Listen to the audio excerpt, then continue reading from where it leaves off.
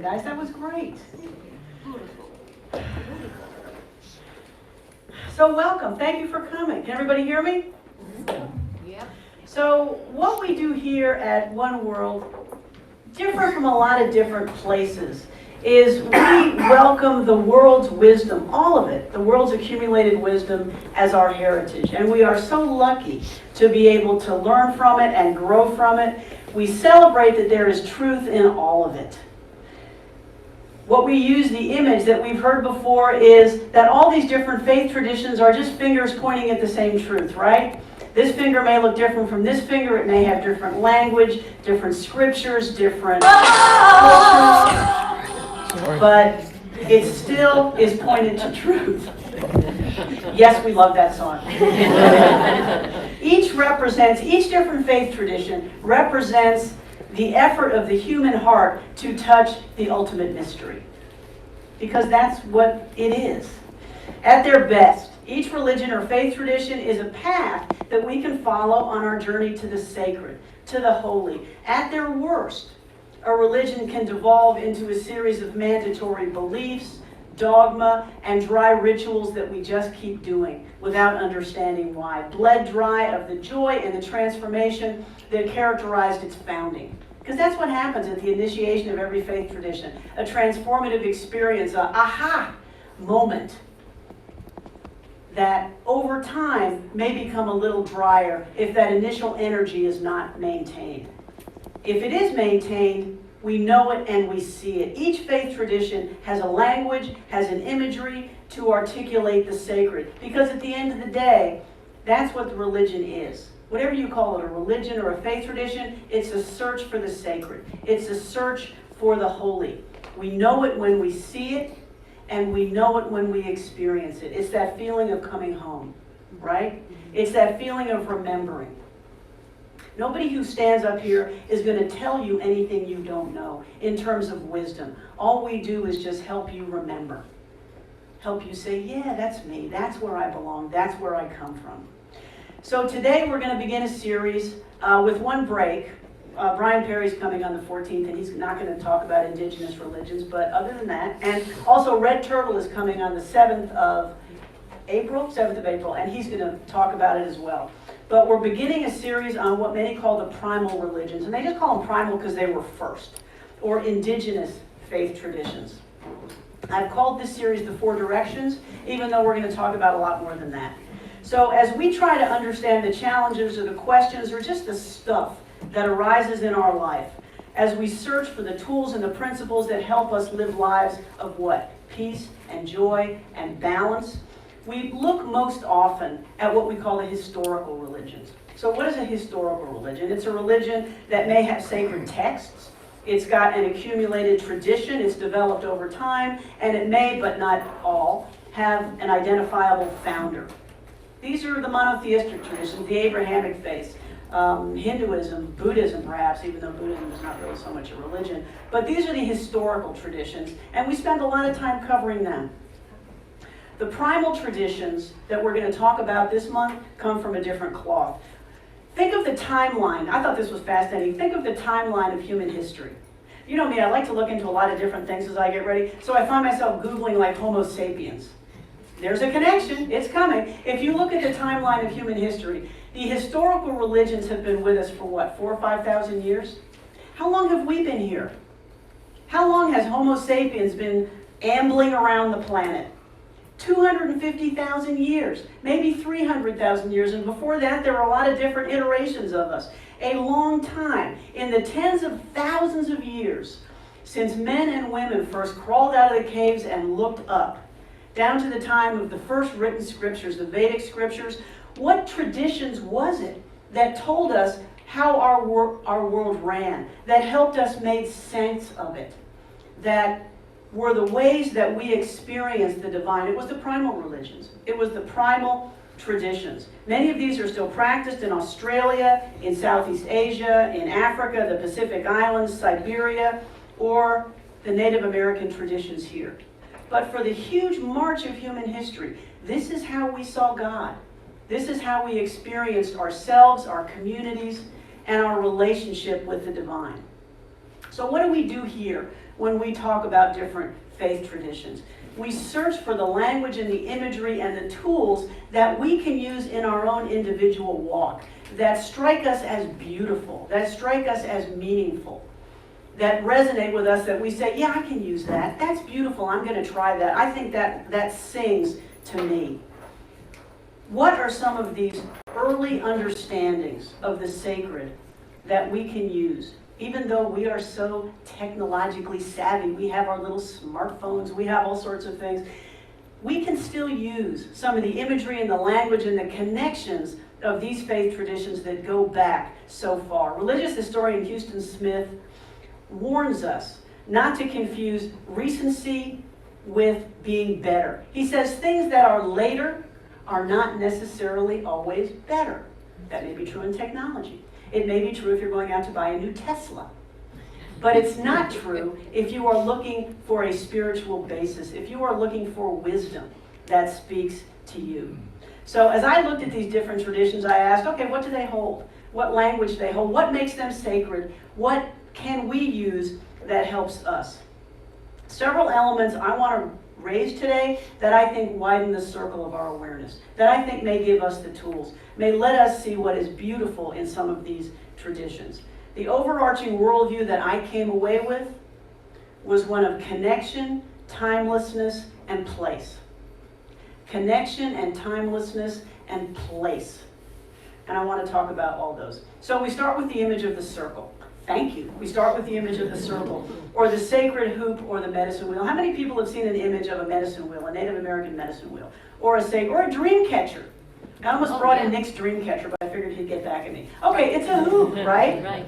And it's got an X in it. It's got a quadrant. And what does it do? It teaches us. It reminds us visually of the cycles of our lives, whether it be the seasons, whether it be the directions, whether it be the cycles of our lives as we are born and grow. The image of the circle is one in which all is joined, right? In which all is connected and all is joined. Carolyn Mace writes, a continuum runs between life and death in these primal traditions, between this world and the spirit world, between humans and animals, and among all creation. When we think of indigenous religions, when we think of a faith tradition that is so deeply tied to the earth, to nature, what it teaches us is a profound sense of connection. More so than we may have in our own lives, in our own walks. When we think of the environment, when I think of the environment, what do I think? I have to recycle. I'm a steward. There's a concept of stewardship. I need to take care of the earth. I need to pass it down better than I found it. That is a productive and a wonderful way to think, but it's not as profoundly connected as you're going to find in these primal traditions, as you're going to find in these native traditions. In that way of thinking, we all are of, it's so hard to articulate. I'm going to read you something in a second that kind of explains it. But we are of the same elements as the rocks, as the trees, as the animals. We are all of it. We are all of the one.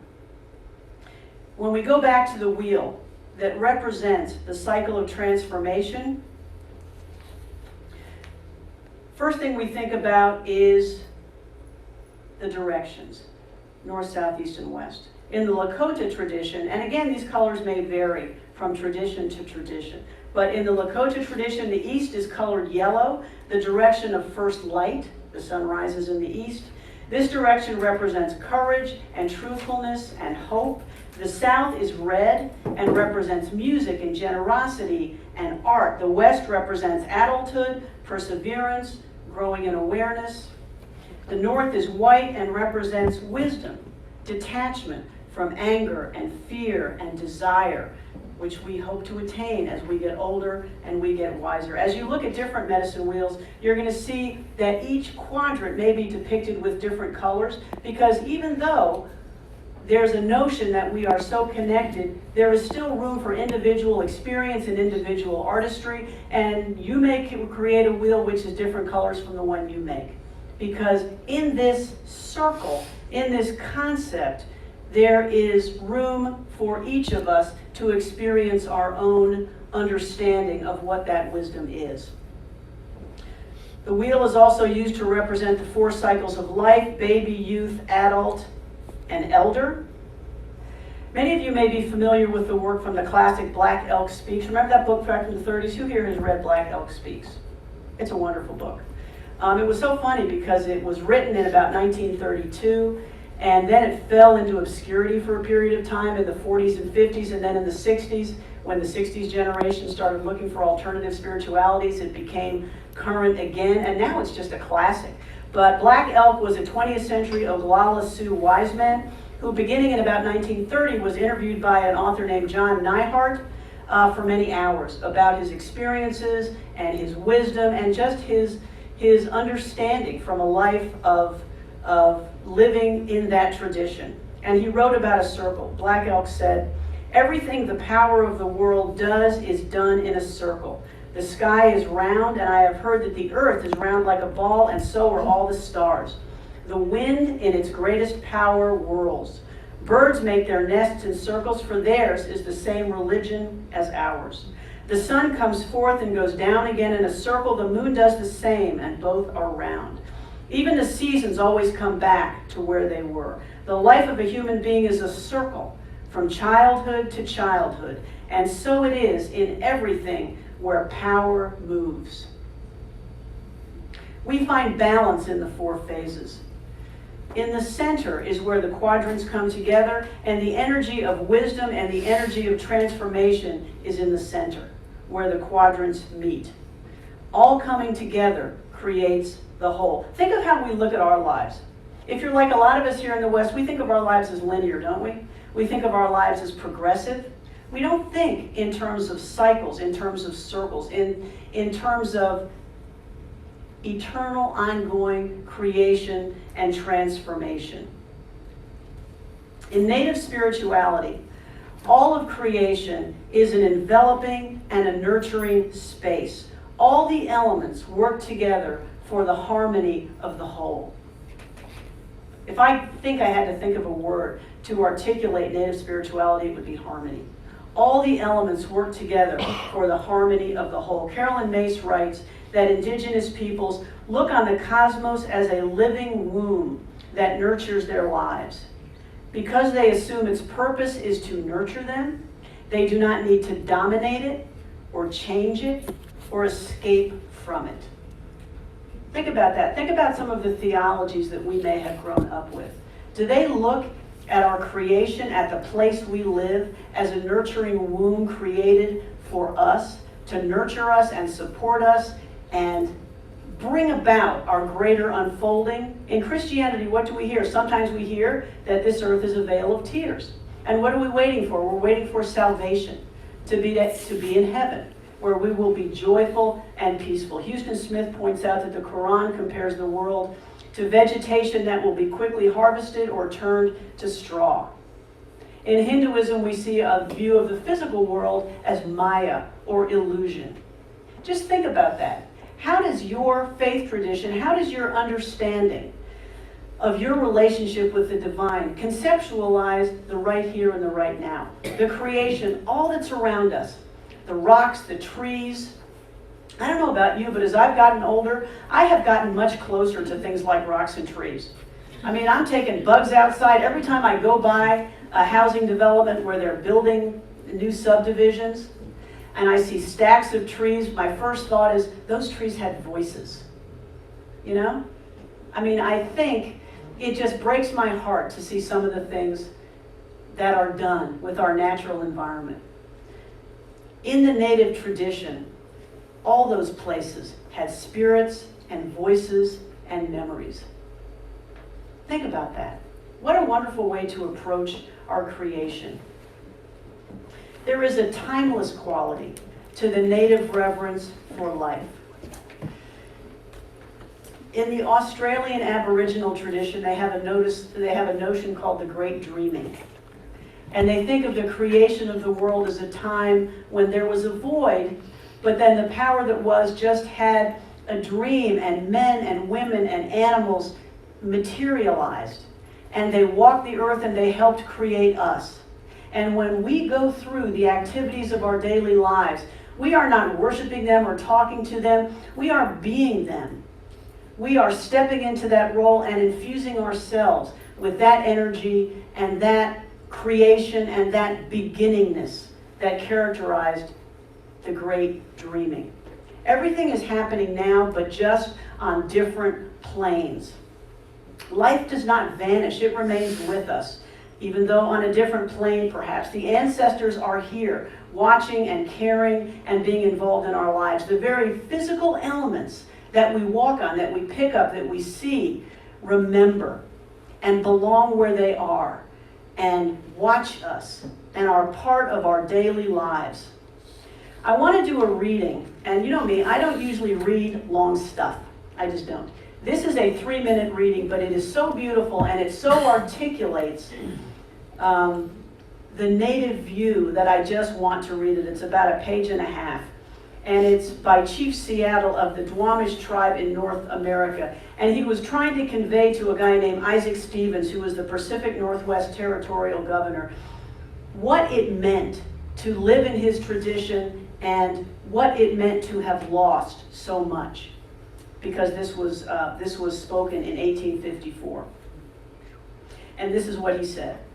He said, "The son of the white chief says his father sends us greeting of friendship and goodwill. This is kind, for we know he has little need of our friendship in return, because his people are many. They are like the grass that covers the vast prairies, while my people are few, and resemble the scattering trees of a storm-swept plain. Your God seems to us to be partial.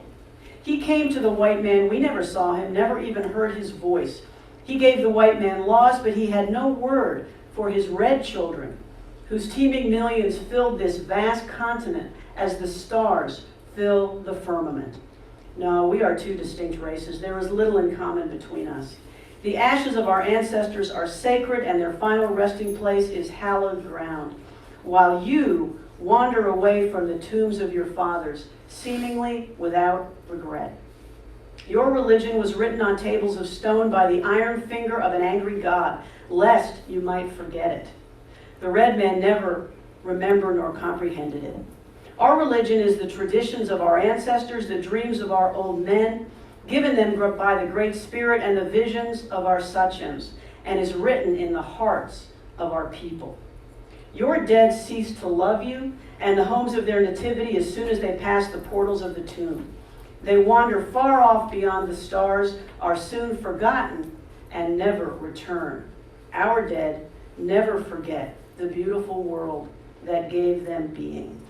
They still love its winding rivers, its great mountains, and its sequestered vales.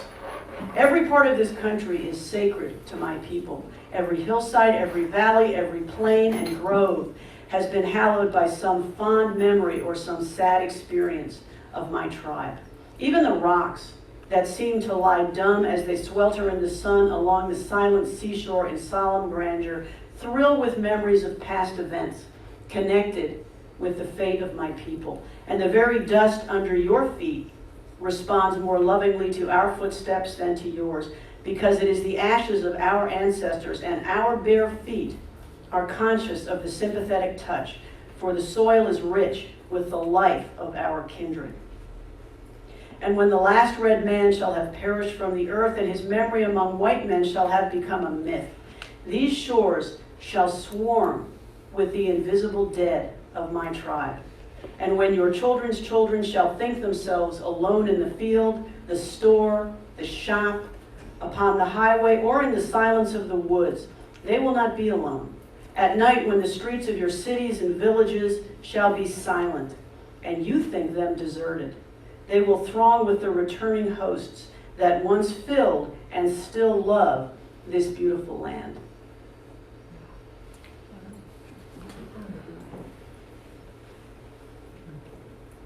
That's the connection.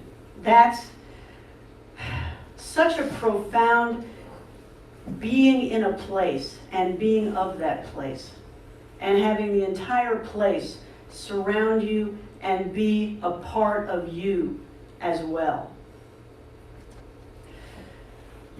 part of that, as you can see from that passage, involves a respect for all life without distinction. You know, it's funny because in the native tradition, there is so much less what they call compartmentalization. I mean, we think of ourselves as people, we think of animals as animals, we think of flowers as flowers. Those lines blur. Those lines just blur.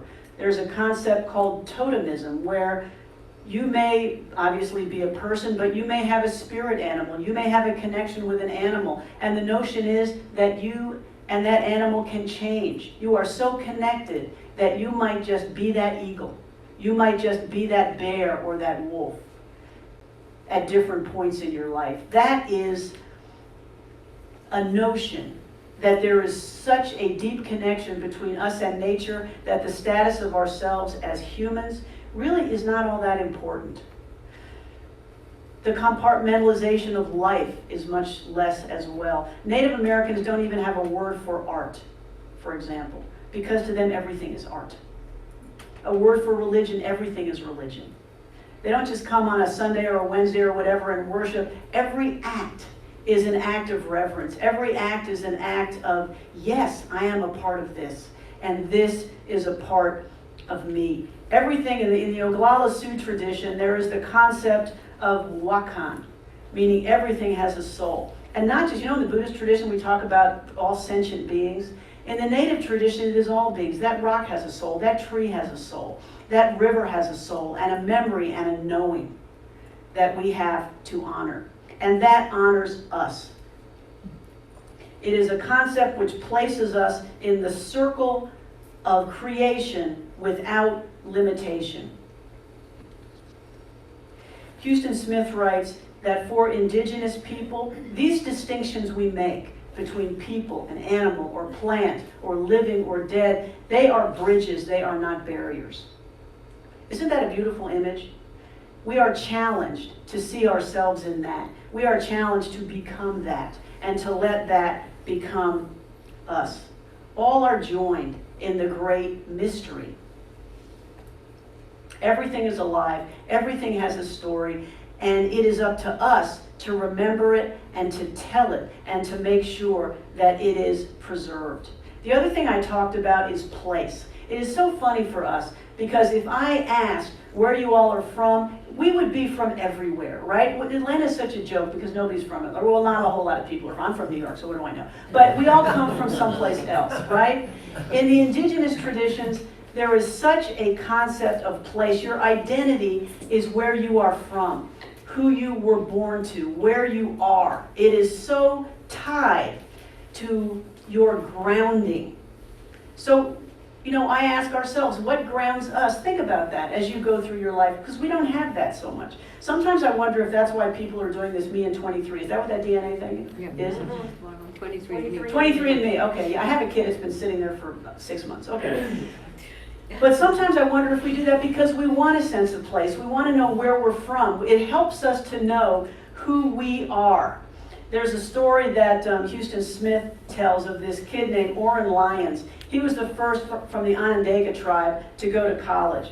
When he returned for his first vacation, his uncle proposed a fishing trip out on a lake. So he gets his nephew out in the middle of the lake on a boat, and he begins to interrogate him. He says, well, Orrin, you've been to college. You must be pretty smart now from all they've been teaching you. Oh, yeah, I'm pretty smart. Let me ask you a question. Who are you?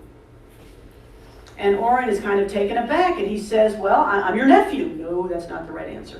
I'm Orrin Lyons. Well, okay, no, that's not the right answer. I'm a young man. I'm this, I'm that. His uncle said no and kept repeating the question. Finally, his uncle said, do you see that bluff over there, Orrin? You are that bluff. Do you see these waters? You are these waters. Do you see that tree? You are that tree. It's a wonderful paradigm for who he was. Yes, all those things may have been true, but as his very essence, when you boil down to it, that's who he was. He was a result of his place, where he grew up, where he was from. So, how does this tradition maintain its sense of what we call the numinous? Do you know that word? The glowing, the holy, the sacred. One of the ways it does, and this so struck me because I hadn't thought of it, one of the ways this tradition maintains its view of the sacred is because it is a vibrant oral tradition. Think about that. What happens when you have an oral tradition instead of a written tradition? You come together in community, right? First thing is people who come from an oral tradition have amazing recollection. They can remember these stories that have been told to them from childhood for hours, by word, precisely. The other thing that happens when you have a living tradition like that is the stories are told to you. And what do? You internalize them. They are imprinted on your heart. And when you tell them, you add to them, because you bring some of yourself to it. You reanimate it every time you tell it, right? The other thing that happens in an oral tradition is you come together to tell them. It has to be done in community. I'm not going to stay home and tell a story to myself, right? It is a community building, a tribal building moment. What happened when we got literacy when we started writing? Well, obviously that's very useful. We wouldn't be where we are without it, but it fell away because it's such a highly individual thing. As I was getting ready for this talk, I ran across a comment by somebody that said, the demise of English village life was because of literacy. Like, oh my God. Because people just started coming to themselves. And those community-based events kind of became less important. But that's the strength of an oral tradition, which remains. Now, these things have been written, sure, we can read them, but the strength of it remains in its oral, internalized, heart-based communication. So, as we leave, and we're going to talk some more about these different traditions and the different tools we can find from them. And I tell you, this has been a fascinating walk for me, and it's been a stretch for me because this is not my tradition. I mean, I grew up as an Episcopalian, which is pretty far from these primal religions. But I have found that there is so much that is rich and that just stretches me to go deeper in my own path. And that's some of the things we're going to talk about in the next few weeks.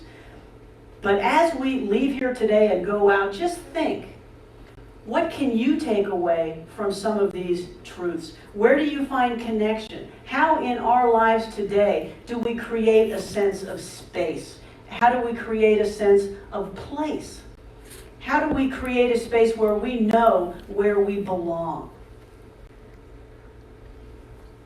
How do we create community? How do we create connection? How do we remember our stories? All these are really worth thinking about as we leave here and move into our week. So we'll be back and we'll talk about these things some more. Thank you.